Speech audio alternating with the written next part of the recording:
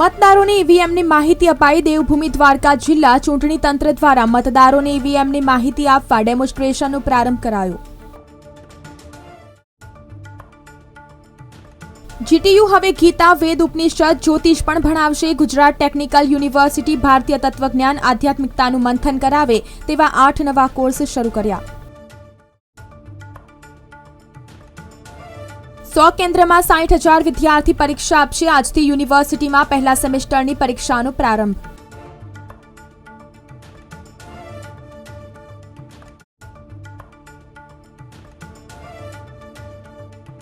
સુરત શહેરમાં સતત બીજા દિવસે 16.2 ડિગ્રી ઠંડી. કાલથી સામાન્ય ઘટશે.